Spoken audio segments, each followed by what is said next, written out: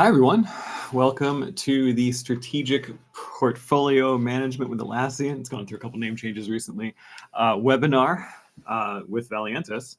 My name is Bryan.darr. I am normally joined by the very talented business consultant and Atlassian guru, Valiantys, but today I am flying solo as far as the presentation goes, but I'm being supported in the background by our wonderful coordinator. And she is going to be sharing all kinds of links and important stuff with you. So thanks for joining us today. We hope that you guys enjoy this. To start with, I just want to go through the general outline of what we're going to talk about. And then Kristen's going to come back and add LinkedIn information and additional training if you need it and all kinds of stuff. So thank you, Kristen, for being there. All right, so my name is Bryan.darr. I'm the head of enablement with Valiantys, and I am a safe practice consultant. I'm also an Atlassian certified expert. I've got some ITIL certifications. None of that matters as much as the content of what we're talking about today.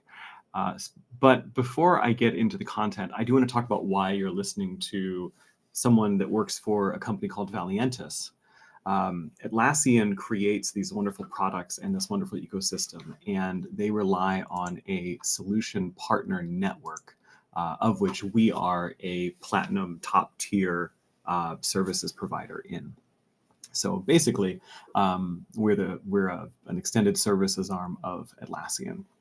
And our job is to help you get the absolute most that you can out of your Atlassian products. So we do that through training like this free webinar. We also have some very intensive paid classes. And then we also do implementations and migrations and customizations and integrations and all of those other Asians that you can think of to help you get the most out of the products. But today, we're here to talk about strategic portfolio management. And we're going to go through a number of products within the Atlassian ecosystem that you can use. Hopefully this webinar will give you a lot of ideas for how to get the most out of your portfolio management process, and will hopefully help you solve some of the key problems that you're experiencing too. If this webinar does not solve all of your problems, at the end you'll see a LinkedIn link and my email. You can always reach out afterwards, and I'm more than happy to answer anything that we don't get to today on the webinar. So I hope you have a beverage of your choice, and let's begin. So strategic portfolio management, why do we do this?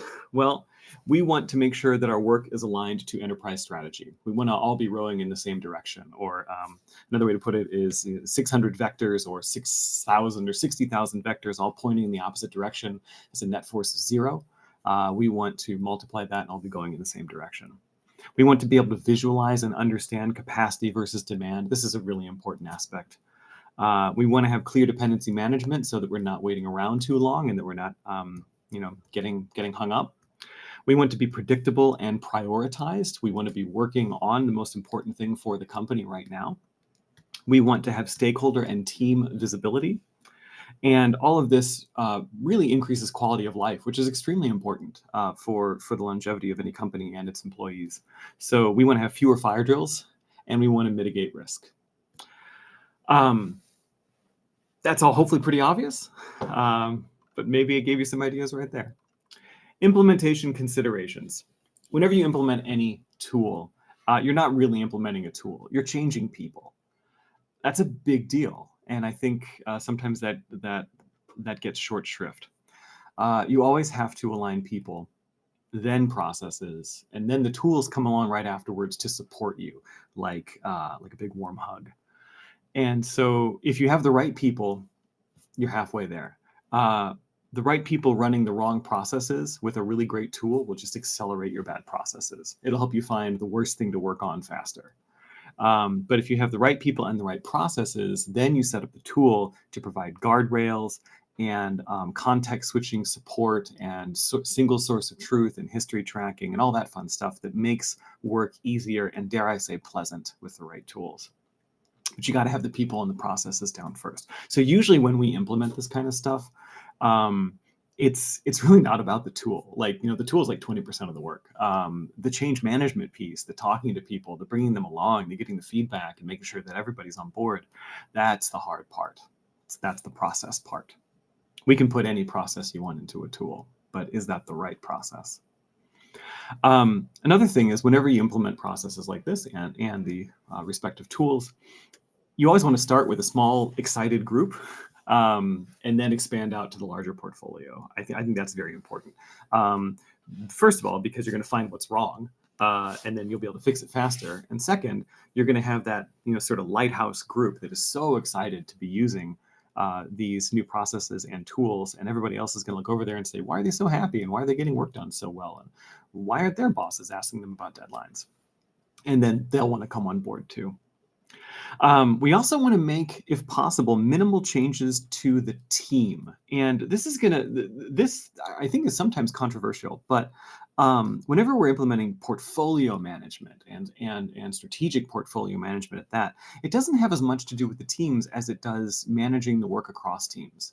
So for people who are terrified about their cheese being moved, and I put myself in that group, you really can let the individual teams continue working the way that they do. I think the kids would say that's a hot take.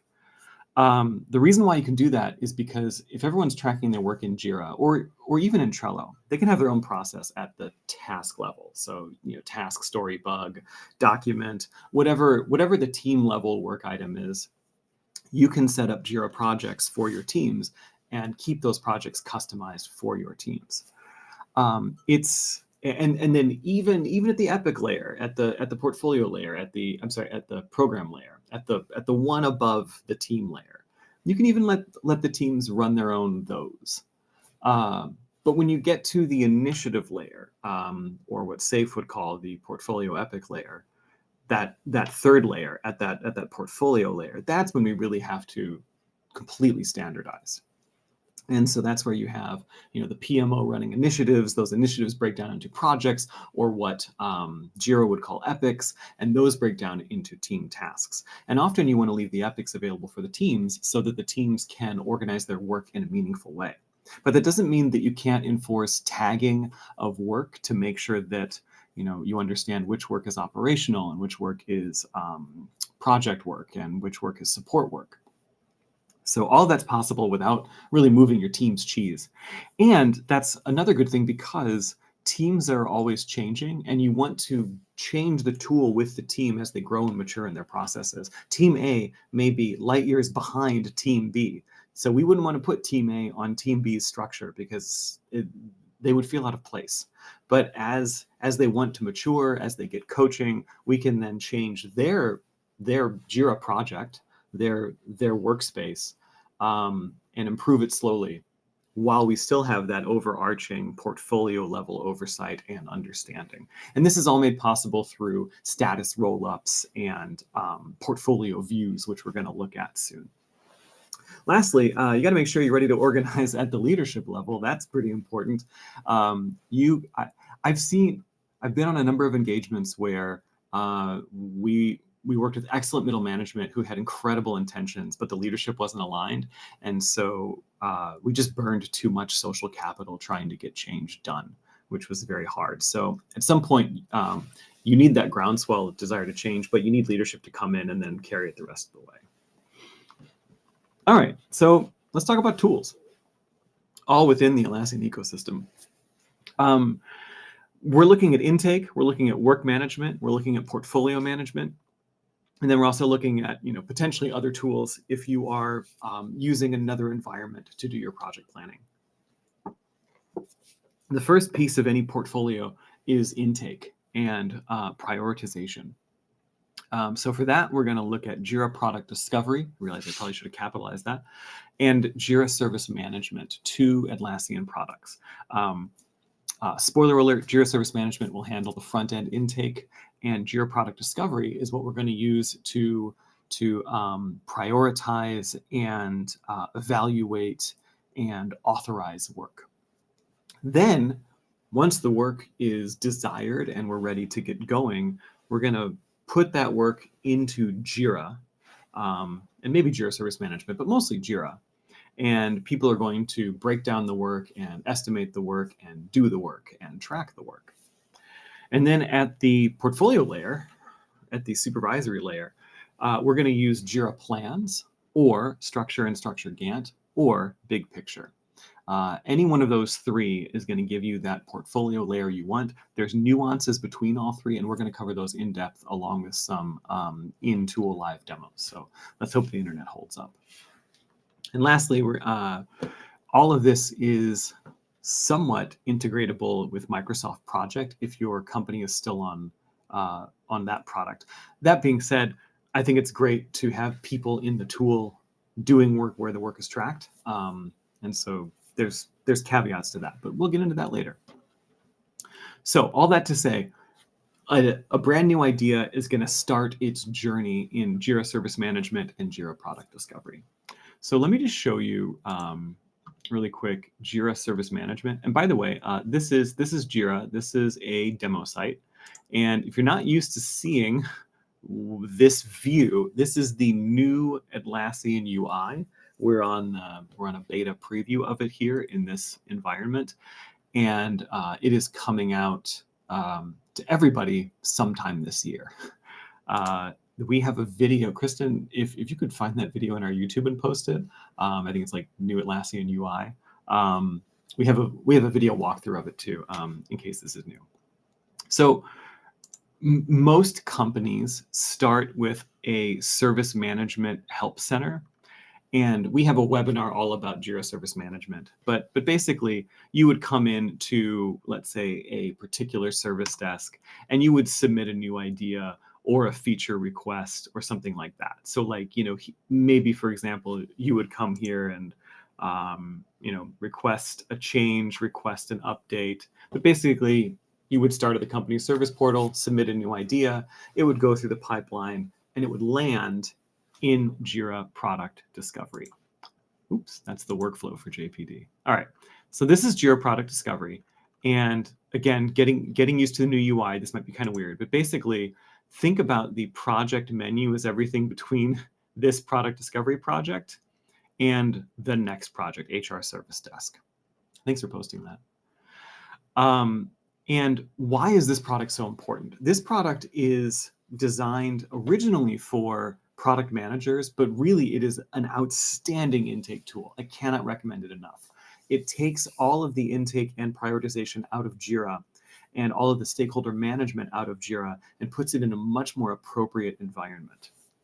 So what you can do is you can create various views with various fields, and you can use all of this information to figure out what you're doing with these ideas. And you'll have hundreds or thousands of ideas that come in, and you need a way to triage them, prioritize them, plan them, all of that fun stuff. So what you're looking at here on the left is a number of different custom views, and that's the real strength of Jira Product Discovery. It's not just a board or a timeline or a list. It's lists, Kanban boards, timelines, and as many as you want. All aimed at different stakeholders or different pieces in the process to bring in the right information at the right time. So within Jira Product Discovery, everything is an idea. Here's a new idea right here. If I click on it, you'll see that that's a Jira work item hiding underneath, and it has a lot of fields to help me figure out what to do with that item. Just like any old Jira work item, I can comment on it, I can see its history, but some additional really cool features here is that I can add insights to this idea. So if we have people that are evaluating these, or if we're out doing research among our customers or among our employees or our users or whoever, we can add insights and attach them to this idea to give context for what we need to do with this idea later. And then when it's ready to be worked on, we can connect it to work in Jira. So if you think about that for a second, this is a paradigm shift. Most people are used to planning or are vetting, planning, tracking, and executing work in Jira.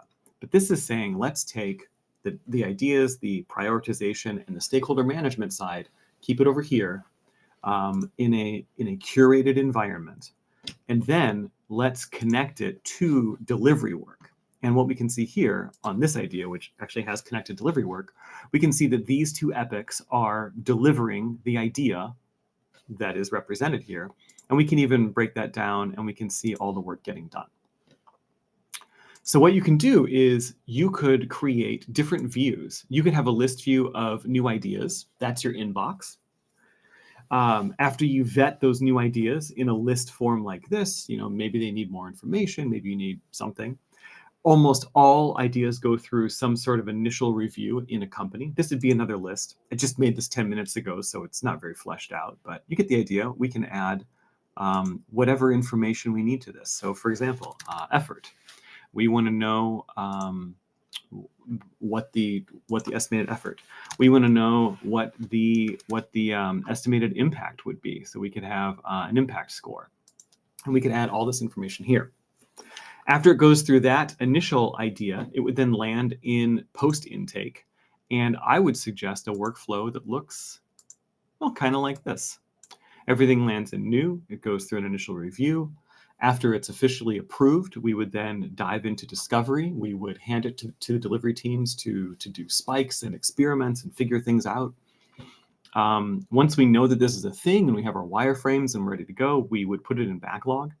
And once it's in backlog, we can apply a now, next, later format to have what Atlassian calls, and I love this, an honest roadmap. Rather than trying to slap times and dates on a timeline this early, instead, you can use a Kanban board like this. And you can tag things as now, next, and later.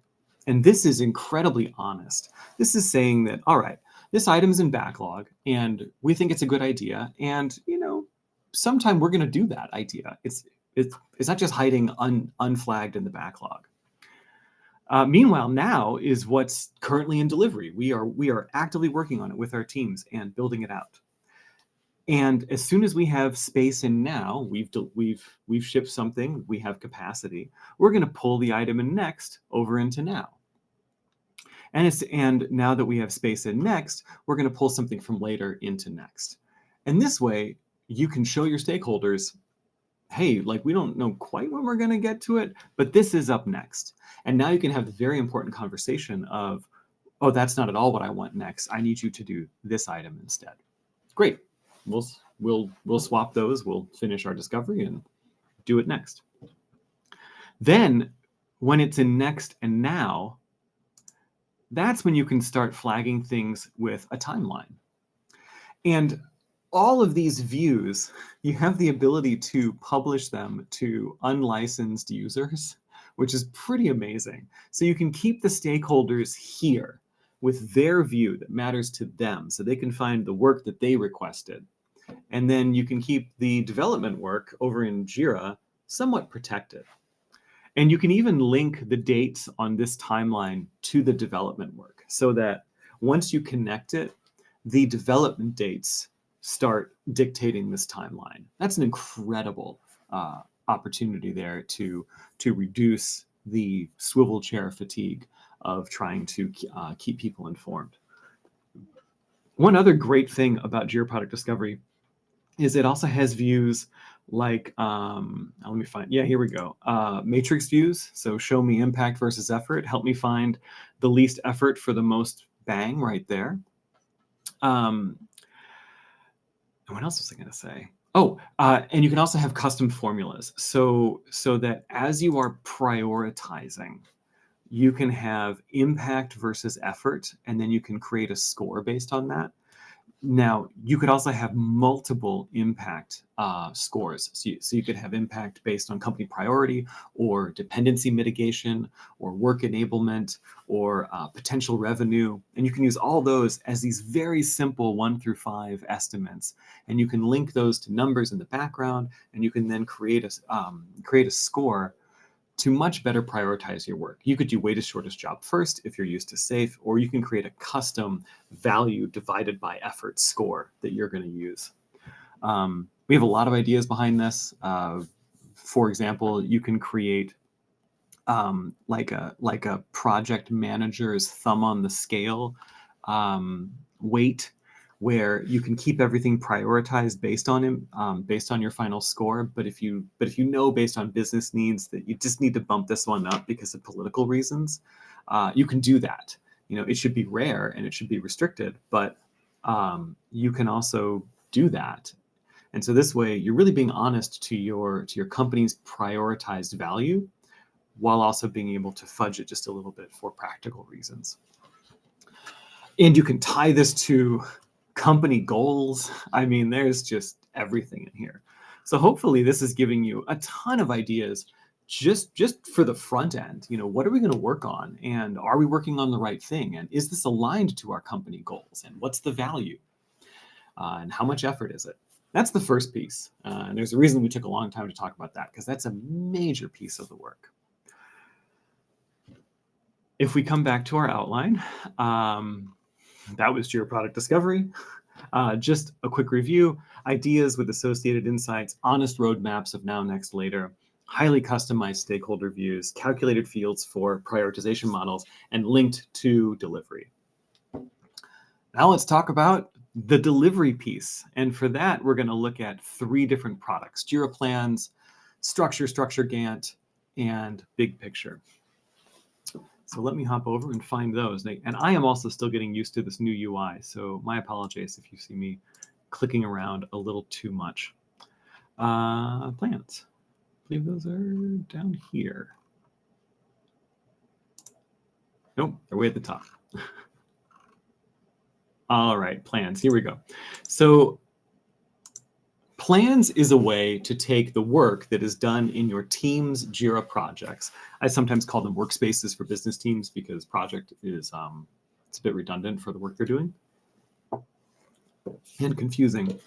And plans is where we take all of that cross-team work and view it all together and connect it. This looks initially very scary, I recognize. There's so much information on this screen. Just like all new things, it takes a little bit of time to get used to. So the first thing that I would do is I would collapse the left sidebar to just give us a little more space to breathe. And I'm going to collapse a number of fields here. And now we can just talk about what we're seeing.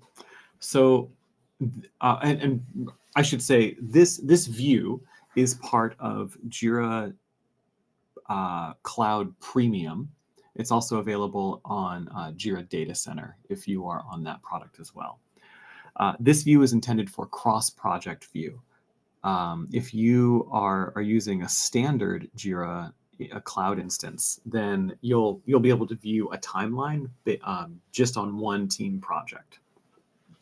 So what I'm seeing here is a whole bunch of work being pulled into one place, and I have defined what that work is in my plan settings. So in the background, I have said, okay, oops, oh, interesting.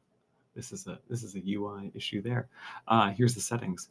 I've got my source data here. So I'm saying pull in my company initiatives, and then pull in the Scrum boards or Kanban boards from my 3 teams. And that's where the work is coming from. You can pull in a board, a project, or a filter. And if we come back out to the general plan, that's what we're seeing here. So I'm seeing initiatives that break down into epics, that break down into stories, tasks, bugs, etc. And you can see that here. I've got my initiative, breaks down into epics, breaks down into some stories here. And in this view, I can associate a target start and a target end date. And those dates are reflected over here on the timeline. And I can also, you can see spaghetti string dependencies if you want. That's helpful. And then we can add in a number of other important fields, such as a progress view. And so this is showing me progress by issue count of children work. Or we can associate this work to a goal, kind of like we saw back in Jira Product Discovery. But in the end, you should think about this view as your planning view. This is where we are looking at our cross-team work and making sure that it's all lined up to fit within everything.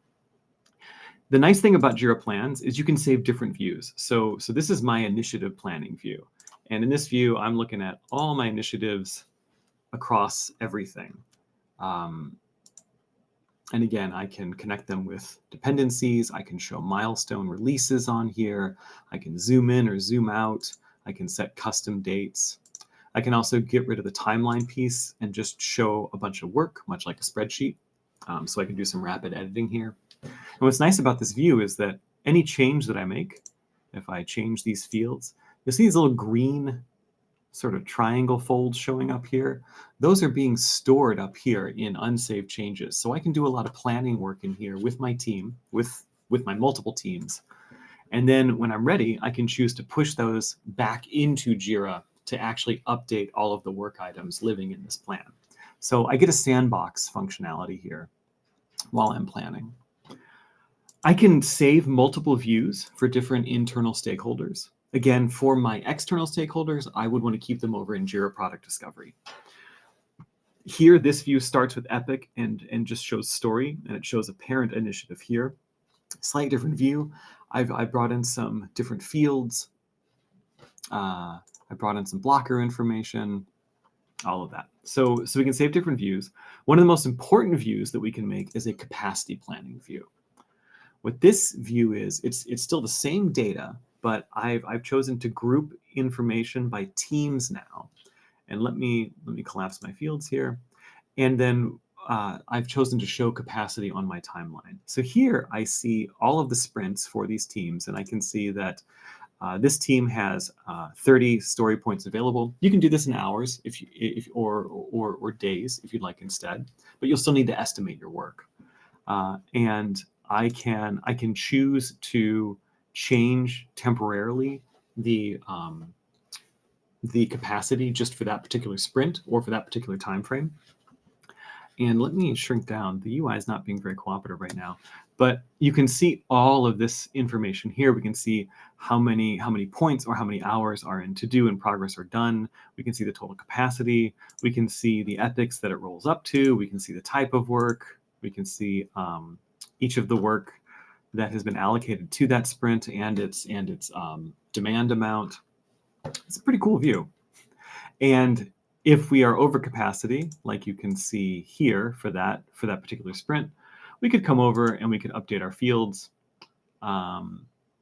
expand out the team, and we could find a piece of work and move it into a different sprint to help alleviate that overcapacity. So that's a lot of fun stuff there. And you can customize all of these views here. You can show, like I said before, you can show dependency lines within each team. Just lost my train of thought. I apologize. Anyway, oh yeah, and then there's the dependency spaghetti strings. They've turned red because the work is out of sequence. Yeah, we also have a dependency map that I can click on up here. This dependency map shows me all of my dependencies grouped in many, many wonderful ways. So here, I'm just looking at straight dependencies. But what I could do is roll them up to epics or even to initiatives. So if I roll them up to epics, now I'm seeing if there's a child task under an epic that is dependent on a child task under a different epic, now it looks like those two epics are now dependent on each other. Hopefully you're getting some ideas for visualizing all the cross-team challenges that you might have within your company here. And you can group by different teams, for example, so you can see, which team is working on what, although that did not help very much. Let me stop the roll up and hopefully the group by, there we go, yeah. So now we can see this is all of Team Alpha's work down here, Team Charlie's work down here, Team Beta's work. So we can work between the teams to enable. Alpha is going to unblock a lot of work in Beta that's going to unblock a lot of Alpha's work. So, maybe this is requirements for my infrastructure team so that I can start building. There's also a calendar view. Everyone loves a good calendar. There's also numerous Atlassian add-ons that will actually allow you to send work to Outlook calendars or Google calendars if you need. But with this calendar, we can show work from different projects. We can show work from different work types. We can change the dates. We can roll things up. And lastly, this program view, this is pretty complex, but I think a very helpful view. When you're planning your work here, and again, we're looking at a lot of information here, we have swim lanes per team that we're seeing here. Oh, my apologies for the double teams. We have, that's just a config problem. This would not normally happen. The joys of working live. Anyway, I've got different teams, and then I have work assigned to teams and work, and then I have my different sprints in columns over here. And so I can drag this work into a particular sprint for a particular team, and we can line up all of our work in this program view and then see the spaghetti strings across. So this is how you plan cross-team dependent work, is in the program board here. Also, one more thing, I'll come back to the timeline to show this. All of those changes that I was making that were being saved in green, you can see one of them right here. You can also create other scenarios. So maybe there's the win the lottery scenario. I used to call it hit by a bus scenario, but I was told that was a bit negative. So maybe half of your team wins the lottery and they decide to stop working. Congratulations to them.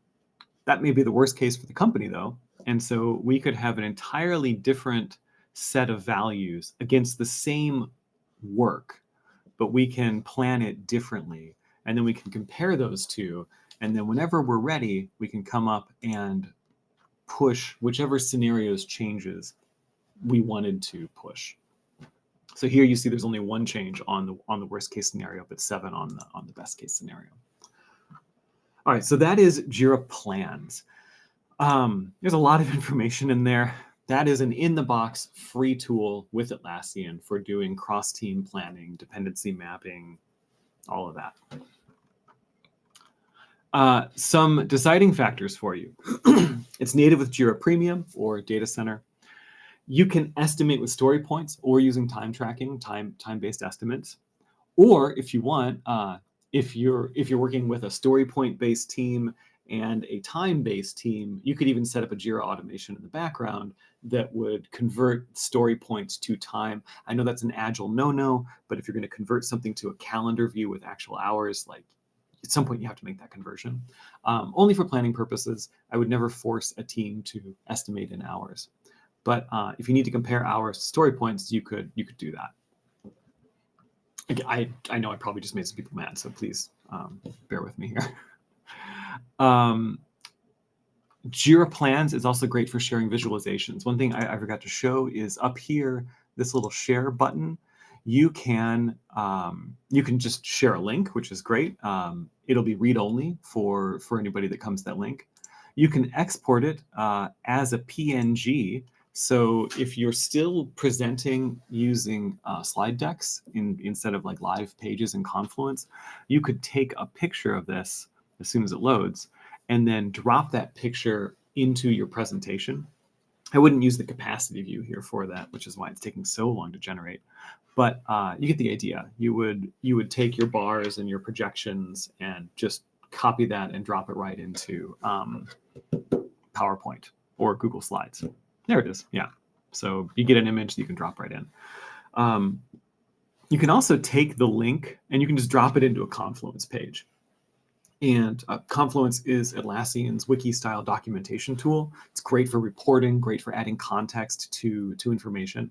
So you can take your timeline over here in Plans, drop it into a Confluence page, and provide all kinds of information around it and the timeline. And the timeline will be live over in Confluence. So this way, you're never updating boxes on a PowerPoint slide. You're always working either directly live with the data or as close to live as possible.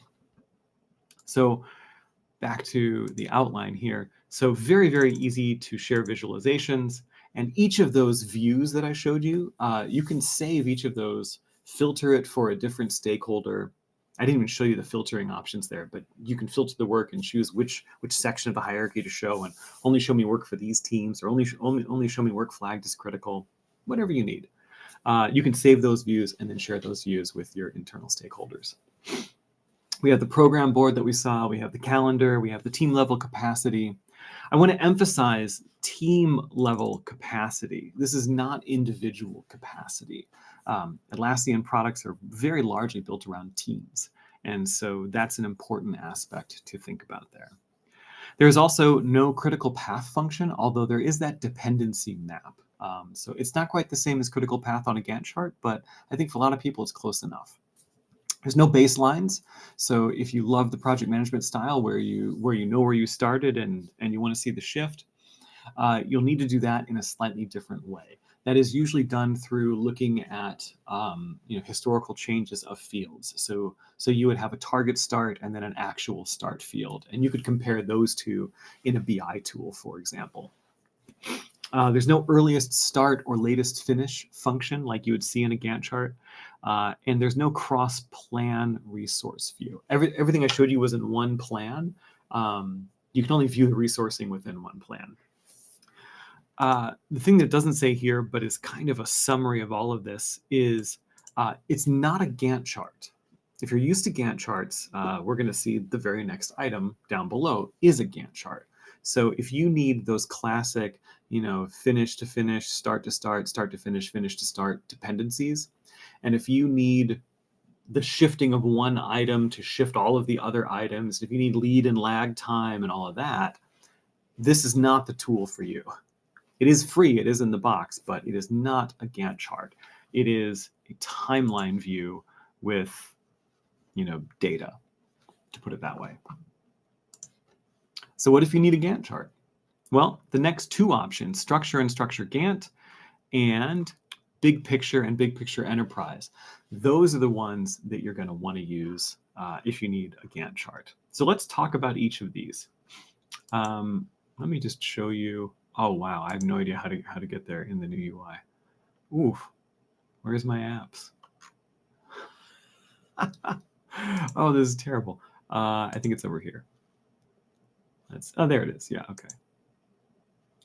The joys of live demos. Structure.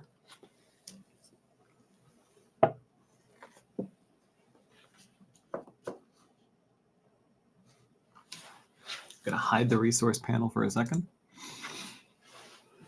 Okay, so this is Structure. Structure is an add-on for Jira. It works in Cloud and Data Center. Structure, if you want the Gantt view, you actually need two apps. You need Structure, which provides the left half, and the Gantt plugin, which provides the Gantt chart.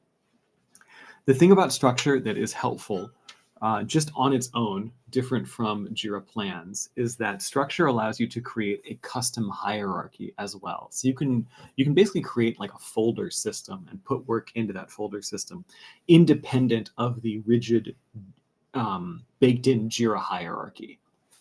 So if you need to do like alternative planning or show things that are not connected to that main roll-up, you can do that.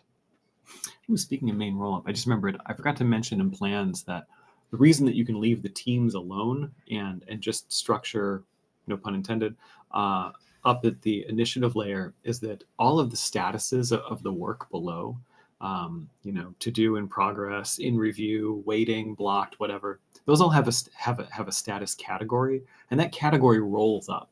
That's how you could see the progress bar where it showed a percentage of to do versus in progress versus done. You could have 16 in progress statuses, but they would all roll up to just in progress, which is very helpful because from a management view, you don't care about which of the multiple in progress statuses it is. That's for the teams, and that's how they work. But for you, you just care, is it started and is it done? So back to Structure. So looking at this, you see basically the same hierarchy. I have not done a custom hierarchy here. So I've got my initiatives broken down into epics, broken down into tasks. I can bring in all of these other fields. I can create calculated fields. I can bring in Jira fields. I can have structure only fields. This in and of itself is a very helpful view, especially if you want to add a custom hierarchy over there. The Gantt view over here is a Gantt chart. So for example, I can see the parent here. I see the progress bar rolling up, and then I have all of its children down here. If I click on a child, You see a lot of information. Let me zoom in just a little bit. Nope, that didn't help. So there we go. So we have our start and finish dates. We have our work estimate. We have our custom estimate. We have a duration. So notice that the estimate and the duration are different. Now we're really getting into Gantt chart territory. We can set a fixed duration, or we can have it auto schedule. So this is a tool where you can give it an estimate and you can say the capacity for a team or the capacity for an individual. You can assign this to a particular team or individual, and it will figure out how long it's going to take. It will calculate the duration based on the work estimate and the available capacity. This may be exactly what you've been looking for if you find Jira a little too agile, and if you're doing more waterfall necessitative projects. And again, you can change the way that you schedule. And when we add dependencies here like this, you'll see that that is going to create a finish to start dependency. And if I click into that dependency, come on, little guy, there you are. You'll see that we can choose each of these: finish to start, finish to finish, start to start, and there's a start to finish in there as well. We can also add a lead and lag time. So again, really happy about Gantt features here. We can also set multiple baselines, and we can see that shift throughout. We can drop ad hoc milestones onto this Gantt chart. We can also do something that I find really amazing. It's called a slice. Slices right here. So when I make a new slice, I get to choose based on JQL or by work types which work items that this slice's settings will apply to. So you can start to imagine, okay, I've got one team that estimates in story points and I need to convert that to time. Okay, but the other team estimates in a different way, and I need to convert that to a different amount of time in order to see it on a Gantt. Well, now we can have agile teams and waterfall teams living harmoniously together, because when we go to the scheduling piece, you can see the conversion for story points in here. Again, Agilists will not like that, and I totally understand why. But for the planning purposes, you can do this in the background. And each slice can have its own estimation settings here. So a lot of really powerful stuff in structure. Addition to that, let me get out of settings here, cancel. And then we get to the, there we go. Then we get to the resourcing. So if I click here, you can see I've got resources, and each of them can have different settings for their work. I can, there's actually two of me in here. I did not mean to click on that. You can give each person a set amount. You can, a set capacity, or you can assign work to a team. You can view work in hours or percentages. It's pretty powerful stuff. So hopefully you are getting excited about the fact that you can actually do the kind of work that you were doing before in other products, but now we can do it within Structure and Structure Gantt. All right, so deciding factors around Structure and Structure Gantt. Slices allow for granular behavior. Structures themselves can be quite useful with their custom hierarchy. You can do team and individual resourcing. There's no skills function, which some people are looking for. A skill would be where you say, this piece of work requires skill A, and this resource has skill A, therefore match them together. It doesn't do that. It has multiple baselines. It has something that's called resource leveling if you're in the data center version, which is pretty cool. It has duration based on estimates, which is nice.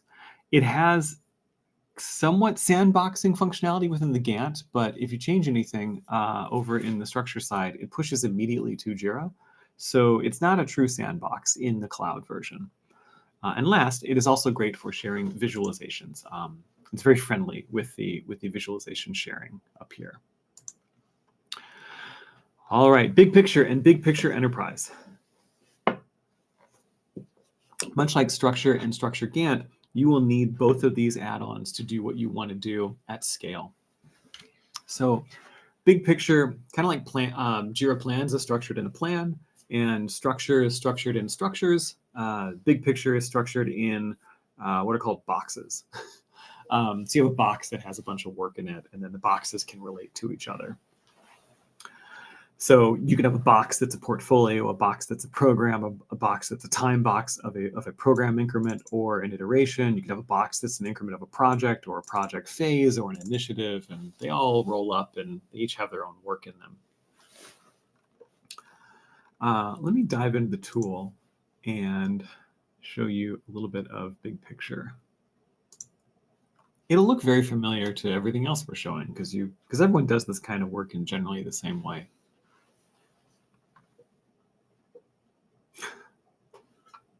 Thank you, warning. All right. So here we see all of these boxes, and I have them on the first page just to show you how you can break things down. So you can have like programs, program increments, iterations if you're an agile or safe shop, or you can have traditional work, projects and project stages, or you can roll them together in a hybrid portfolio, like I'm doing here. Same views as structure. Before, we have the scope over here, the scope breaks down. We have the Gantt function over here, and then we have the resourcing below. The UI is a little bit different, but there's not so much to show you live in here. I just want to show you that it looks very, very similar. The major differences, though, here are when you use big picture, there's multiple tools in one. There's a risk function, there's a program board, there's a calendar function, just like plans. You can do cross box and cross plan resourcing. So this one's really heavy on the resourcing function. And big picture brings in the concept of skills. So if I were to dive into a work item,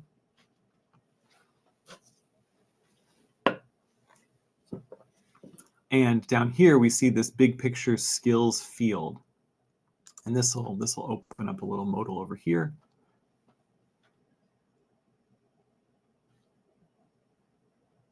Actually, I don't think it's a modal, but and you can say what sort of skill this needs, and then you can say find me the person with that skill, and it'll open this up. And lo and behold, Brad has 8 hours of capacity. Even though he doesn't have a skill, we should probably assign him a developer skill, but that'll match based on recommendations. We can choose that. We can update the assignee and make all that work. So if you like this sort of granular control over hours and allocation, this is probably a really good tool for you. You can do resource leveling, so you can level the work across resources automatically. There's not as much configuration within boxes as you would imagine, but you can configure it like by Jira project. So this tool works well when you have a Jira project per team. And for sharing visualizations, though, this one frustrates me. You need an additional app. So there's actually a third app if you want to really effectively share visualizations. But for the skilling and the resourcing, this one also does individual resourcing. This is a very good tool. Lastly, there's a mega tool out there for Atlassian. It's called Jira Align. If you are, in particular, a scaled agile framework adherent business, Jira Align is really for you. It takes everything I've shown you today and throws it into one tool. Risks and program boards and OKRs and program portfolio strategy rooms, which are basically dashboards. Really excellent dependency management. Over there, dependencies are actually workflows. You request, someone agrees, and then they deliver. It's a 3-step workflow. We have an upcoming webinar for this, so there's no use going into it really deep today. But we have a 1-hour webinar and a 1-day bootcamp, and it is a great tool. It sits on top of Jira. It allows your teams to stay in Jira, and then your program and portfolio management and your strategic management to stay within Jira Align and see everything across multiple portfolios. So that's it for all of the general information. I know that was a lot. If you have any questions, please feel free to email or grab that QR code and reach out on LinkedIn. More than happy to chat. As you can see, we love nerding out on this stuff. I really like these products a lot. We also have, oops, that is out of date. My apologies. Let me go here. We have a lot of upcoming stuff. So we have all kinds of upcoming events right here. Much better to do it live anyway. This is this webinar here, Strategic Portfolio Management with Atlassian. We have an AI-powered productivity webinar in 1 hour and 10 minutes, if you'd like to watch that. We have an introduction to Focus and Jira Align, strategic governance, Confluence, a 3-day deep dive Jira bootcamp, a quick start for Atlassian Analytics, Forge if you're a developer and want to develop Atlassian apps, Jira Service Management Bootcamp, a free webinar about Jira Service Management. You get the idea. If there's anything in this ecosystem that you'd like to know more about or dive into deeper, we have free webinars and much, much deeper paid classes if you'd like. Let me go to the Q&A and see if we have any questions. All right. Can you use Jira Align without Jira Product Discovery? Yes. You do not have to use them together. I still love Jira Product Discovery, though. The pricing on Jira Align. That's a really good question. If you could send me an email, I could find out. The pricing, I don't think is public for that. The rest of the products are. So send me an email, and I will happily find you a quote. And let's see. Is there a way to have an intake form that can be used with product discovery that is accessible by non-licensed Jira users? For example, we'd like our whole org to submit requests, but we'd love to intake it into product discovery. Yes, there is a way to do that. This question is from Ashley. The way that works is Jira Service Management itself, any end user that's like knocking on the door and submitting a request, they are free. And so you can hook up. Oh, thank you for answering the price for Jira Align Bootcamp. So you can hook up your org's what do you call it? Directory, Active Directory, Entra ID, or whatever you're using. You can hook that up into your Atlassian org, and that will give everybody access to the service desk, provided you configure it that way. And then anybody can go and submit a ticket, just like anybody could go submit an IT ticket. And so it creates this sort of one-stop portal where everybody can go to submit ideas, or my laptop's broken, or I need to onboard a new employee, all of that. If you want, send me an email and I can just kind of walk you through what an Atlassian ecosystem would look like that. We can just hop on a virtual whiteboard and I can draw it out for you if you'd like. If we don't have Jira Service Management, oh man, now you're getting into the thing that I don't know yet about Jira Product Discovery. I want to say there's a creator license, and there's, you're killing me live. There's a product tier where I want to say it's like 1 to 4. I'm going to regret saying this on camera. But there's like a multiplicity of users. So for like paid licenses, you get like X number of free creator access licenses, I think. Please don't quote me on that. Send me an email. I will find you the real information. That would be very important. Dan, is Plans currently available? It kind of depends. If you're on data center, like if your URL does not end in Atlassian.net, you'll see Plans up top somewhere, unless you don't have access to it. It is a permissionable feature in the product. If you're on cloud, same thing. You should see Plans up in the main nav bar, and or if you're on the new UI already, you should see it here on the left. Or if you've hidden it for some reason, it would be down under more. But it may be that you aren't permissioned to see it. So there's like a if you go to the Plans configuration here in the admin configuration, let me collapse that. Plans users, you can set which groups are allowed to even access it. Ooh. More questions. Cool. Oh, thank you for sending the JPD pricing. Any other questions? All right. Well, thank you all very much for your kind attention. Your time is valuable. I hope you got something out of this webinar. At the very least, a lot of cool ideas to take back to your teams. Thanks again. Please reach out if you have any questions. Hope you have a wonderful day.